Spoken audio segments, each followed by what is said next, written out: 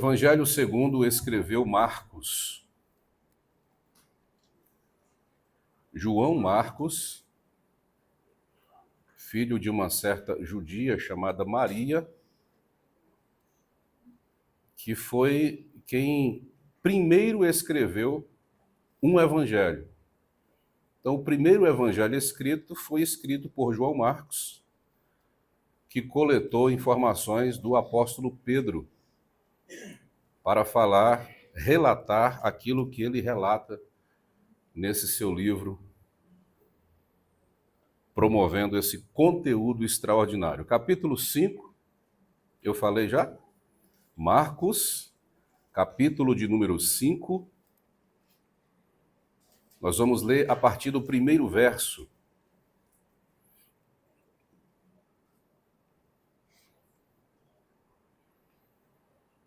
Uma leitura um pouco extensa, incomum a que comumente eu faço, mas para não precisar recontar a história, ou contar a história, nós vamos ler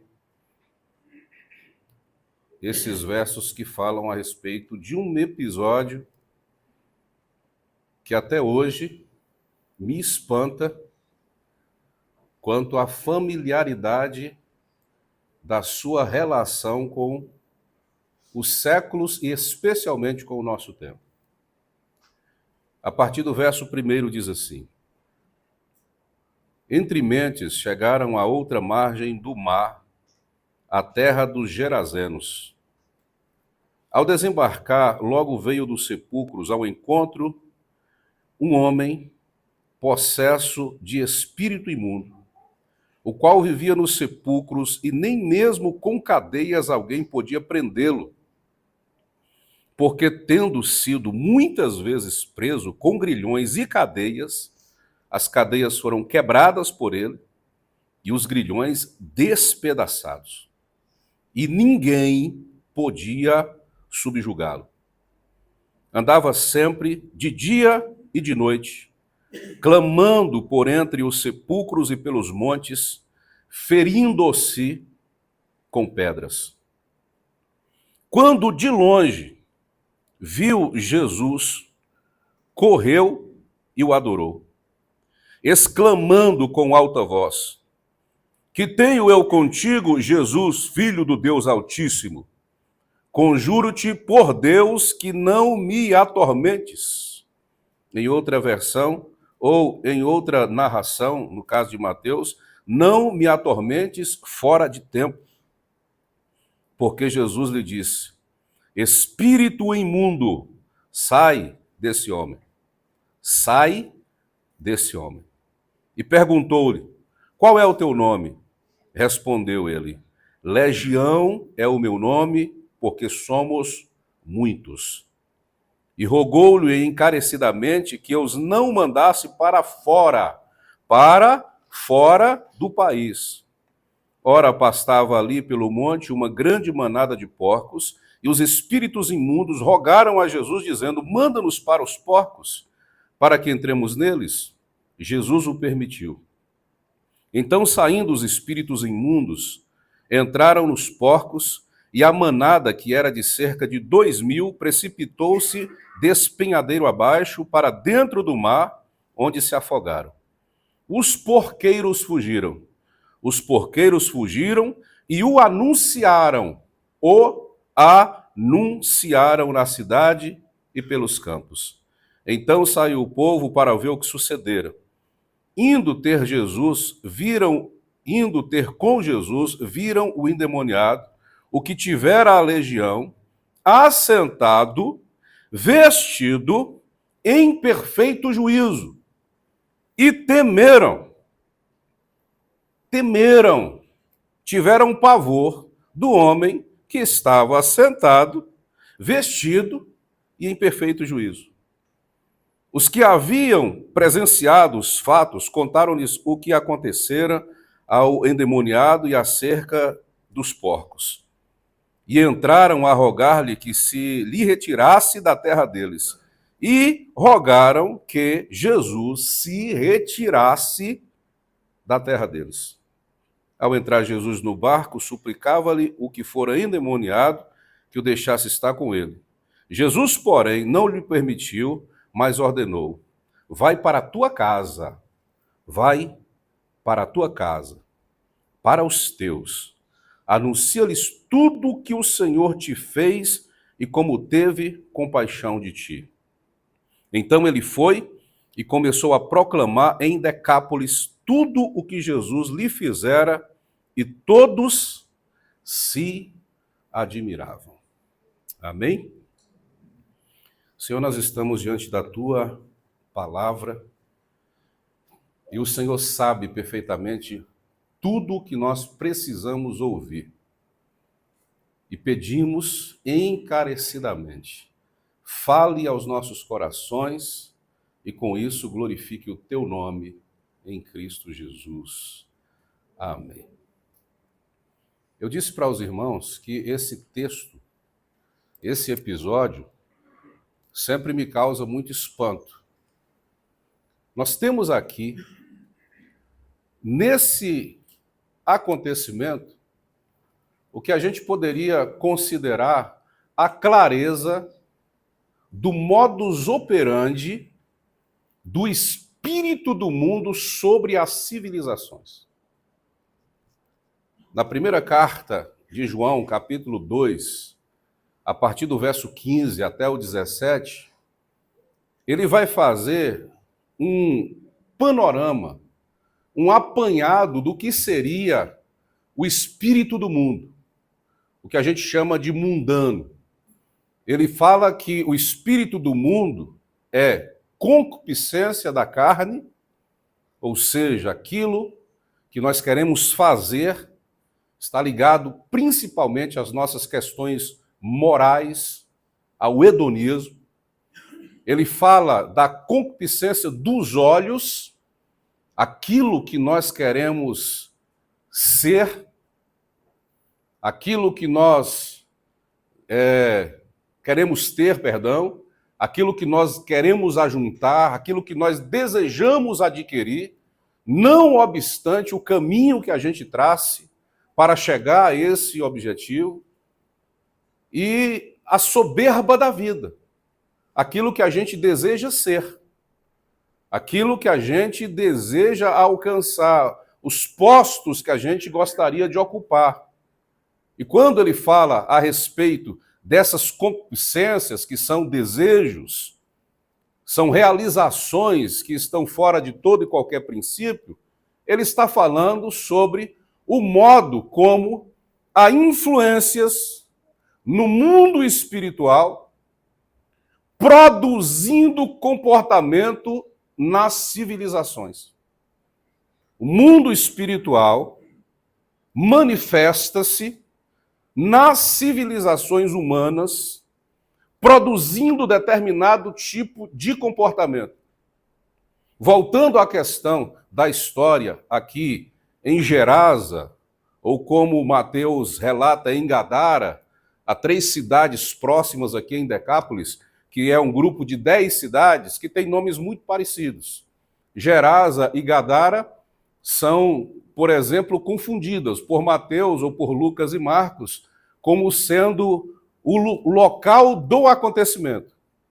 Não importa, são muito próximas. Mateus relata a história de 2 homens que viviam nesta condição de possessão demoníaca. Lucas e Marcos registram apenas a história de um deles, que provavelmente é aquele que mais se destaca, devido ao modo assustador como ele se comportava em relação ao outro, que também era bastante assustador. Nós temos aqui, dentro desse lugar, que é principalmente uma pequena cidade, pessoas que estremeciam de medo desses sujeitos ou, conforme Marcos registrou, especificamente desse sujeito. Porque a sua força era incomum. Ele vivia despido, completamente nu. E o lugar da sua moradia era o sepulcro. Mas ele saía do sepulcro, ia para o alto do monte, gritava, clamava em alta voz, Marcos diz que ele ocupava, às vezes, um determinado caminho por onde comumente as pessoas passavam, e ninguém podia passar por lá, porque todos tinham medo de sua possessão. Amigos, familiares, algumas pessoas da cidade até tentaram detê-lo, mas era impossível, porque cadeias e grilhões, que eram aquelas armações de ferro, parecendo o que a gente chama hoje de algema, mas era um ferro maciço que se colocava nos braços e nos pés, e tinha correntes que ligavam um ao outro para impossibilitar os movimentos. Eram quebradas, as cadeias, diz Marcos, eram quebradas, e os grilhões eram despedaçados. Então você imagina a força humana capaz de despedaçar ferros fundidos que eram prontos exatamente para prender pessoas, sejam as mais fortes possíveis, mas era impossível prender esse sujeito, devido à sua força. E ele ficava ali, era o ambiente do seu domínio, era o lugar onde ele controlava todas as coisas, e as pessoas viviam aterrorizadas por causa dele. Aqui a gente vai falar sobre alguns modus operandi das forças espirituais do mundo. A primeira está ligada ao seu modo de atrair. A atração que é promovida por meio de forças espirituais está ligada exatamente ao poder. Apesar de esse sujeito ou estes sujeitos são muito poderosos. Eles controlam determinado ambiente na cidade ali que ninguém tem capacidade alguma de tomar. Não há força militar, não há poder dos soldados romanos que comandavam, dominavam toda aquela região, que era capaz de controlar o espaço onde aquele sujeito estava, vivia, habitava. Ninguém era capaz de tomar aquele lugar. Quando a gente fala a respeito de atração pelo poder, a gente começa a imaginar, por exemplo, em nossos dias, meninas que às vezes moram no centro ou nos bairros nobres do Rio de Janeiro e que muitas vezes são atraídas por traficantes. Quantas notícias a gente já ouviu de garotas de 14, 15 anos que saíam dos seus grandes centros e iam morar com alguns jovens de favelas por causa do poder que aqueles jovens exerciam em determinadas circunstâncias, sabendo todo o risco de vida ou de morte, melhor dizendo, que essas pessoas tinham que experimentar na vida, ainda assim se sentiam atraídas pelo poder. Uma outra coisa que está ligada intimamente ao modo como o espírito mundano opera é o controle. Controlar pessoas, controlar lugares, controlar vidas, controlar famílias, controlar grupos de pessoas, é algo que o espírito do mundo faz por meio de grupos políticos, por meio de grupos religiosos, por meio de pessoas que têm algum tipo de autoridade sobre determinadas outras pessoas, por meio de pais ou de alguns líderes controladores. Tudo isso faz parte do menu do espírito do mundo, que tem o controle como um mecanismo de submeter pessoas a si, ao seu bel prazer. Aquele moço andava para cima e para baixo e controlava todas aquelas situações. Há uma tradução de uma parte da palavra grega hebraica, que é utilizada em Gerasa, que é o prefixo ger. A palavra gerasa é uma palavra grega, mas o seu prefixo é tirado de uma palavra hebraica que significa possuídos, possessão. Gadara, que é uma outra cidade cujo nome é utilizado por Mateus, significa barreira, muralha. Então você percebe que os nomes das cidades têm ligação à questão do domínio, o poder e do domínio. Há 300 anos, aquela região de Decápolis estava sendo escravizada por impérios mundiais. Havia sido escravizada pelo Império Grego, posteriormente foi escravizada pelo Império Romano. Então perceba que aquela civilização é uma civilização que há 300 anos está acostumada a viver sob domínio, sob possessão, sob controle de alguém, de força militar, de força política, de força espiritual. E nós temos agora um ou dois endemoniados ou endemoniados representando esse modus do espírito do mundo operar naquela região, naquela civilização. Você percebe isso? As pessoas de Gadara estão sendo controladas porque elas não podem entrar ou sair. Ou são controladas pelos soldados romanos ou são controladas pelo espírito que está habitando o corpo daquele homem ou daqueles homens. Então são pessoas que estão há muito tempo acostumadas a viver sob jugo. Escute isso. Quando nós, seres humanos, nos acostumamos a viver sob o jugo de alguém, a viver sob absoluta dependência de alguém, é um grande desafio querer se libertar. É um grande desafio. Aqueles homens estavam ali, possuídos por demônios, representando a situação que o povo de Gadara, ou de Decápolis, melhor dizendo, porque toda aquela região estava sujeita a, vivia. E aí chega Jesus. E Jesus liberta aquele moço. Jesus expulsa os espíritos que habitavam aquele corpo.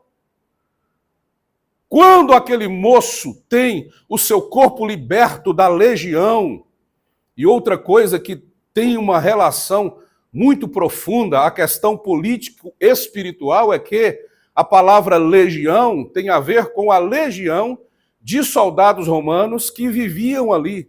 Eram cerca de 6.000 soldados. Quando o Espírito diz, meu nome é legião porque nós somos muitos, ele está dizendo, nós somos mais ou menos 6.000 demônios habitando nesse corpinho aqui. Nós somos legião. Então percebe que quando Jesus liberta esse moço e ele toma um banho, porque ele vivia sujo, ferido, mal cheiroso, ele toma um banho, ele veste uma roupa e ele retoma a sua consciência, porque ele não tinha consciência, ele não vivia em si. A sua mente e o seu comportamento eram totalmente controlados pelos espíritos. E aí alguém sai para divulgar.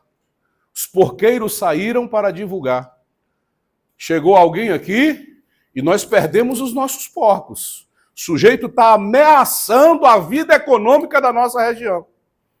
E o pessoal começa a vir, muita gente de todas as 10 cidades vem ter com Jesus. E o que eles pedem para Jesus? Saiam da nossa terra. Saia você e os seus discípulos da nossa terra. Nós não queremos você por aqui. E o texto de Mateus diz que eles ficaram, tanto Mateus quanto Lucas, dizem que eles ficaram tomados, possuídos de medo. Sabe por quê? Porque eles viram o rapaz limpo, vestido e com a consciência retomada. Eles tiveram mais medo de ver o rapaz liberto e completamente restaurado do que o medo que eles tinham de ver o rapaz possuído pelos espíritos malignos. O que é que nós temos aqui, senhoras e senhores? Nós temos aqui a capacidade humana de domesticar os seus próprios demônios. Quando nós nos acostumamos com os nossos medos, quando nós nos acostumamos com os nossos pecados, quando nós nos acostumamos com os nossos fantasmas, com as coisas que nos assustam, às vezes é um desafio, o maior desafio para nós é nos libertar daquilo que nos provoca medo, que nos provoca assombro, que nos aprisiona, que nos possui. Então eles tiveram mais medo, por quê? Porque eles domesticaram os seus demônios. Os espíritos causavam menos medo do que a presença de Jesus. A gente faz, às vezes, isso no nosso comportamento cotidiano. Quando a gente vai trazendo para o nosso ambiente familiar determinados tipos de comportamentos que, a princípio, a gente reprova. É uma coisinha que a gente reprova, se assusta, fica meio apavorado com aquilo, mas, de repente, a gente faz de novo. E torna a fazê-lo. E faz outra vez. De repente, aquele sentimento horrível de inveja que antes nos assustava, a gente já está colocando apelido carinhoso. A gente pega a inveja, coloca aqui do lado para assistir TV e chama de Vevé. Senta aqui, Vevé, tá comigo, vamos assistir televisão. A gente pega aquele sentimento de ira, de raiva que a gente tinha, coloca do nosso lado e coloca um apelido carinhoso. A gente vai domesticando demônios, vai se acostumando com pecados, vai tornando um hábito tão comum na nossa vida que o que nos causa medo, na verdade, é a presença de Jesus, porque quando Jesus chega, as coisas precisam ser mudadas. Quando Jesus chega, precisa haver uma transformação. E às vezes a transformação é muito radical para o grau de desafio que nós estamos dispostos a enfrentar. Quem é que colocou Jesus para fora da terra? Foram os demônios? Não. Às vezes a gente fica com medo de demônio, de espíritos malignos, de possessões. Ai, manifestou uma pombagira, ai que medo da pombagira, ai que medo do enxucaveiro, ai que medo não sei do que, da encruzilhada, querido. Isso é fichinha. Você tem a graça de Deus, sua vida está diante do Senhor, você diz, sai em nome de Jesus e sai. Agora o que assusta é gente arrumada, bem vestida, às vezes de paletó e gravata, com o microfone na mão. É gente com a vestimenta de santidade nos ambientes de trabalho, nos ambientes familiares, na vizinhança, mas com o espírito completamente mundano, cheio de inveja, encharcado de ódio, de prostituição, ou qualquer outro tipo de pecado, manipulando pessoas, escravizando gente. É isso que assusta. Porque o espírito do mundo, Jesus diz, sai, espírito imundo. Quando o espírito é um espírito imundo, quando são possessões demoníacas, Jesus diz apenas sai. Mas quando é o espírito de Babilônia, capítulo 17 e capítulo 18 do Apocalipse, que é também uma representação do modus operandi do espírito do mundo, o que é que Jesus diz à igreja? Sai dela, povo meu. Sai de Babilônia, povo meu. Para que você também não seja contado no meio desse ambiente que a cidade de Babilônia se tornou. Então, quando é espírito imundo, Jesus diz sai. Mas quando é espírito do mundo, Jesus diz sai você. Então, às vezes, é necessário que você se afaste do promotor da violência, do promotor da dor, do promotor da angústia, do promotor da inveja, do promotor de todo e qualquer tipo de comportamento que não condiz com os princípios da palavra de Deus. Então nós temos aqui possessivos que se tornaram menos terríveis do que um sujeito que agora está limpo, está tranquilo, está calmo. E as pessoas ficam com medo de espíritos malignos. O que aconteceu com Judas? Quando a Bíblia diz que Satanás entrou nele, ele virou os olhos, ele torceu as mãos, colocou os braços para trás, deu uma reviravolta na cabeça, vomitou verde? Não. Ele saiu e foi negociar a pessoa de Jesus. Não dá para ter medo de espíritos que reviram olhos humanos, dá para ter medo de gente que negocia o nome de Jesus, que vende Jesus por 30 moedas de prata. O espírito do mundo é exatamente esse espírito que vai produzindo na gente determinados tipos de comportamentos que logo, logo vão se tornando familiares, espíritos domésticos, demônios domésticos. E o nosso papel é nos virar para correr desse tipo de espírito. Quais são as consequências dessas manifestações e dessas operações do espírito mundano sobre as vidas das pessoas? Feridas. É impossível que alguém passe pelo meio de um lugar, de uma sociedade, de uma civilização, de um bairro, de um grupo de pessoas onde exista esse tipo de dominação e não saia ferido. O que a Bíblia diz é que os espíritos faziam com que esse moço se cortasse com pedras. Ele produzia no próprio corpo feridas. Há muitos relacionamentos que só produzem feridas. Há muitos lugares e situações que só produzem feridas. É impossível passar sem que haja ferida. E qual é o destino final? O texto diz que o lugar da sua habitação era os sepulcros. O que é o sepulcro? Lugar de morte. Quem se submete o resto da vida à operação do espírito mundano, resultado final é a morte. No texto que nós citamos da primeira carta de João, capítulo 2, do 15 ao 17, ele diz que as concupiscências e o mundo vão passar, mas aquele que faz a vontade de Deus permanece para sempre. O passar é exatamente ir ter o seu fim na morte. Provérbios 14, 12. Ou é 12, 14, esqueci. Para o homem há caminhos que parecem direitos, parecem perfeitos, mas o fim deles é caminho de morte. Então, todo e qualquer sujeito, homem ou mulher, que durante a vida inteira submete-se ao espírito do mundo, terá como resultado final a morte. Então, o que é que nós podemos fazer, senhoras e senhores?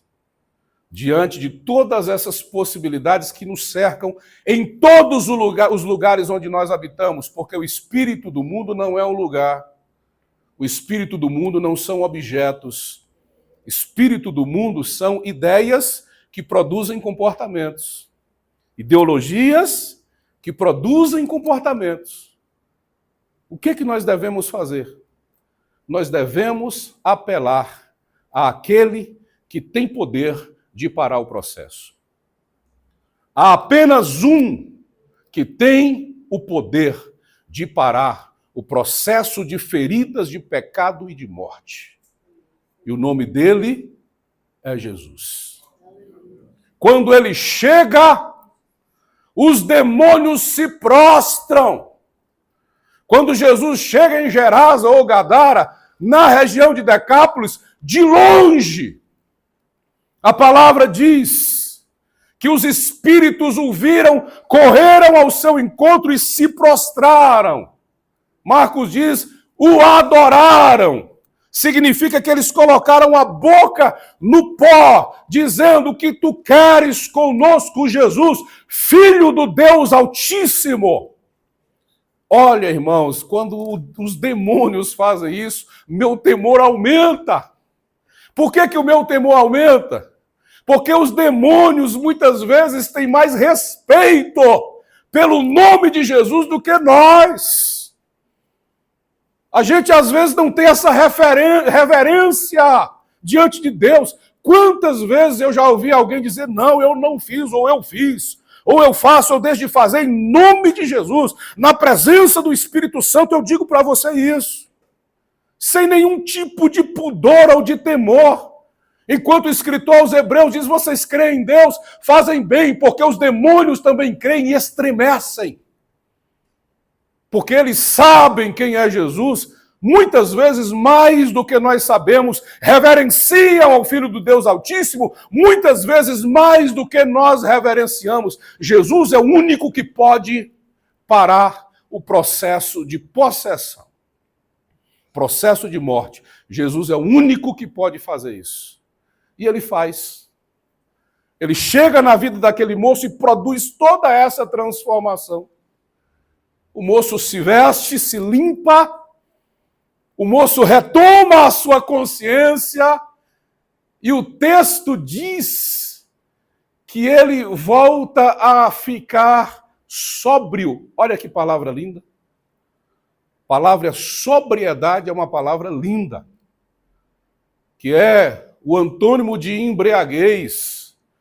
Quem está embriagado teve o seu lobo frontal, a parte do cérebro comprometida, a parte da razão comprometida, e a pessoa perde a razão, então ela se comporta irracionalmente. Por isso que Pedro diz, sede sóbrios, vigiai, não se embriaguem com as paixões desse mundo. Inclusive, o álcool produz na parte frontal do cérebro o mesmo efeito da paixão. Por isso que a palavra paixão aparece tanto nos textos bíblicos. Afeta a mesma coisa. Tanto o cara que está bêbado, quanto o que está apaixonado, faz coisas sem razão. Faz coisas que até o diabo duvida. E alguém diz, não, foi o diabo que fez. O diabo fala, tu é doido. Eu tivesse uma ideia dessa... Às vezes acontece.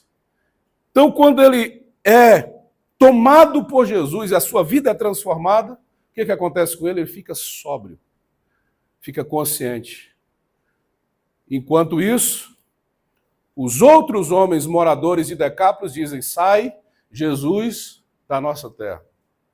Você percebeu que o moço que tinha, ou os moços que tinham espíritos imundos e legiões ficaram libertos, mas a civilização não ficou liberta? Então quem era pior? A civilização continuou possuída pelo espírito do mundo, apesar de não estar possuída por espíritos imundos. Enquanto o rapaz foi completamente livre. E disse, agora eu quero ser missionário, Jesus, deixa eu ir contigo. E Jesus disse, quer ser missionário? Vai fazer missão em sua casa. Você não vai comigo, você vai para a sua casa, vai para os teus e vai anunciar as grandezas que Deus fez com você. Você quer ser crente, você quer ser pastor, você quer ser cantor, você quer ser evangelista, você quer ser missionário, você quer falar de Deus? Seja um exemplo da grandeza de Deus na tua casa. Porque não dá para ser do lado de fora aquilo que a gente não consegue ser dentro do nosso próprio ambiente familiar. Se você não abençoa a sua casa, se você não abençoa a sua família, como é que você vai abençoar aqueles que estão do lado de fora? Muita gente, principalmente na década de 90, aquela febre missionária, dizendo, eu quero ir fazer missões na África. Muita gente indo para a África, mas deixando em casa a própria família destruída. Porque não tinham compromisso com Deus dentro do seu ambiente familiar. E foram levar a palavra de Deus para a África. Paulo disse, olha Timóteo, olha Tito, quando vocês escolherem presbíteros, superintendentes, pastores para as igrejas dessa região que vocês dirigem aí, em primeiro lugar, esses homens devem ser escolhidos por aquilo que eles são dentro da casa. Se eles não pastoreiam a própria casa, não vão servir para pastorear a igreja de Deus. Primeira missão e a principal delas é a sua casa. Por isso Jesus disse para o moço, vai para a tua casa, vai para os teus. E diga a eles o que Deus fez na sua vida. Outra coisa interessante é que ele saiu. Ele foi para casa, mas ele também foi missionário em Decápolis. Em todas as cidades por onde ele passava, ele anunciava a grandeza de Deus, e a Bíblia diz que as pessoas ficavam maravilhadas com o que Jesus fez na vida dele. Mas você se lembra que eu fiz uma ênfasezinha na palavra porqueiros anunciaram? Por quê? Nós tivemos 2 pregações nesse evento. A pregação dos porqueiros, que anunciaram nos montes e nas cidades o que Jesus havia feito com os porcos e tinha produzido um grande prejuízo para eles. E nós temos um outro missionário que saiu falando da grandeza de Deus, que o libertou, ele e o outro, dos demônios que o possuíam. Qual foi o grupo que se ajuntou em maior número? Aqueles que creram em Jesus ou aqueles que disseram, Jesus, sai da nossa terra? O segundo grupo. Muitos ficaram maravilhados de ouvir falar de Jesus, do que Deus fez, mas não foram para o lado de Jesus para ficar com ele. Mas muitos ficaram aterrorizados, assombrados com o que aconteceu com os porcos daquele grupo de pessoas que estava ali. E correram até Jesus para dizer, ó, Jesus, não dá para você ficar aqui não, velho. Já chega. Se você chegar, entrar no meu quarto da bagunça, eu vou ter prejuízos financeiros, emocionais na minha vida que eu não quero ter. Então, para ter Jesus e ter esses prejuízos, é melhor não ter Jesus. Então, o Senhor dá licença da minha casa, dá licença da minha terra. Muita gente está fazendo isso. Não declara com os lábios, mas realiza com o comportamento. Para finalizar, quantas pessoas foram salvas nesse evento? No relato de Marcos foi apenas um endemoniado, no de Mateus foram 2. Jesus atravessou o mar, ele estava do outro lado, atravessou o mar e veio pregar o evangelho para libertar 1 ou 2 pessoas. As demais não quiseram nada com ele. A pergunta é, você acha que valeu a pena para ele? Valeu a pena para Deus? Valeu. Porque uma alma salva vale mais do que o mundo inteiro perdido. Você sabe o que isso significa? O que Deus fez por sua vida valeu a pena. Se fosse só você, não seria só você. Porque só você não é só, é muito. Porque você vale muito para Deus. Você não pode se angustiar por causa disso ou daquilo, porque você valeu o sacrifício do Filho de Deus. Você pode ficar de pé, por favor?